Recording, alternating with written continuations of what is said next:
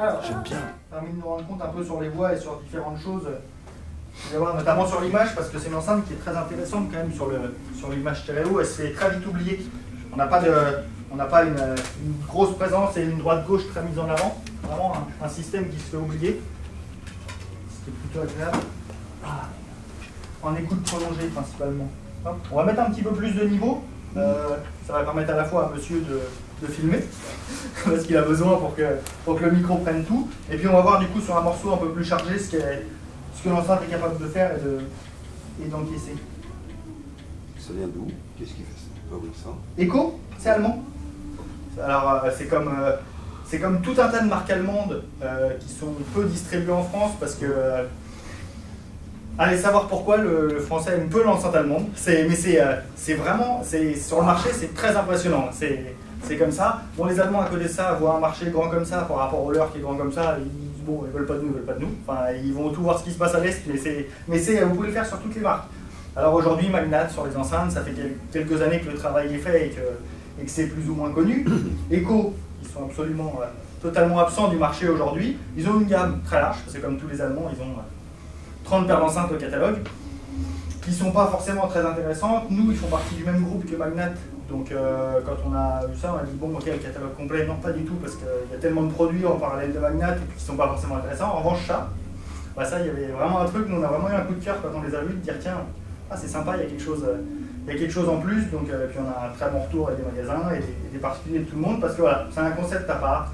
Les gens aiment pas, il y a pas de, c'est on-off. Depuis ce matin, les gens ils rentrent et disent oh, au niveau look, c'est vraiment étonnant, mais c'est horrible, ok, pourquoi pas. De toute façon, dès lors qu'on sort quelque chose, qu'on présente un produit qui sort de l'ordinaire, on ne fera pas l'unanimité, on le sait, mais ça amène quelque chose. Et après, en termes de son et de conception, le gros haut-parleur qu'on a eu pendant des années, c'est sympa de le retrouver.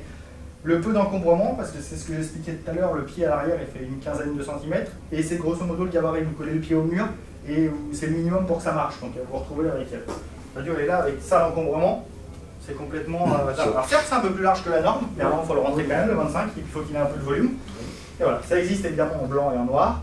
La grande sœur, pour l'instant, c'est qu'un proto, les vraies séries arriveront très bientôt, donc dans le même esprit, mais en 3 voies au lieu de 2.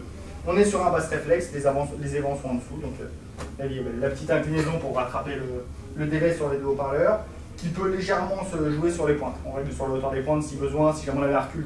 C'est-à-dire que là, comme elle est là, ici on est bien, on ne pourrait pas se mettre là, ou alors il faudrait la réincliner un peu, sinon ça passe au-dessus de la tête, ou alors il faut être très très grand.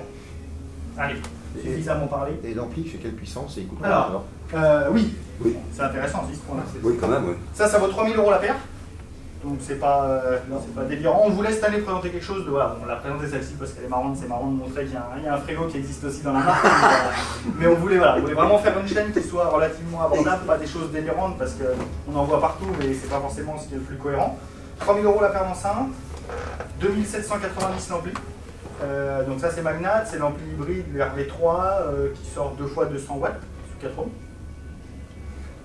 Ampli, tout ce qui est le plus traditionnel, on n'a que de l'entrée analogique, en revanche une entrée phono MM, une entrée phono MC. Donc plutôt cohérent dans l'esprit analogique avec le style un peu néo-rétro, on a trouvé ça bien. Donc 27,90, il y a une promo qui est valable chez tout un tas de revendeurs en ce moment sur le mariage des deux, donc n'hésitez pas à aller les écouter après dans d'autres conditions. Voilà.